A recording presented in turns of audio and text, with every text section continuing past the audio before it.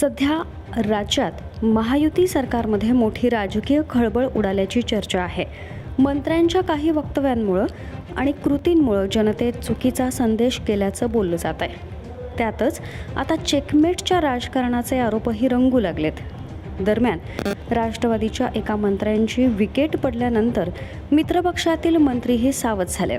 सूत्रांच्या माहितीनुसार उपमुख्यमंत्री आणि शिवसेना शिंदे गटाचे प्रमुख एकनाथ शिंदे हे पक्षातील काही नेत्यांवर नाराज असल्याची जोरदार चर्चा राजकीय वर्तुळात सुरू झाली आहे. विशेषतः आमदार दीपक केसरकर यांच्यासह पक्षातील 2 मंत्र्यांवर शिंदे नाराज असल्याचं सांगितलं जात आहे. नाशिकमधील भोंदूबाबा अशोक खरात प्रकरण आणि काही जिल्ह्यातील घटलेली पक्षीय ताकद यामुळं ही नाराजी वाढली आहे. 2026 नुकत्याच झालेल्या जिल्हा परिषद निवडणुकीत अपेक्षित यश न मिळाल्यानंही अकार्यक्षम मंत्र्यांवर शिंदे यांनी नाराजी व्यक्त केली आहे. याआधी लोकसभा आणि विधानसभा निवडणुकीतही काही नेत्यांची कामगिरी समाधानकारक नसल्याचं समोर आलं होतं. काही ठिकाणी कॅमेऱ्यांसमोर घडलेल्या वादांमुळे पक्षाच्या प्रतिमेलाही धक्का बसल्याचे आरोप होत आहेत. या सर्व पार्श्वभूमीवर आता मंत्रिमंडळात मोठा फेरबदल होण्याची शक्यता वर्तवली जाते.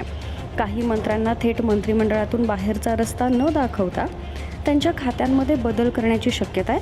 कामगिरी समाधानकारक नसलेल्या मंत्र्यांना खाते बदलांद्वारे इशारा दिला जाऊ शकतो. आता हे मंत्री नेमके कोण, कोणाच्या खात्यात बदल होणार आणि मंत्रिमंडळातील या संभाव्य बदलाचा महायुती सरकारवर काय परिणाम होणार याकडे सर्वांचं लक्ष लागलंय. Bureau report, Maharashtra news 24.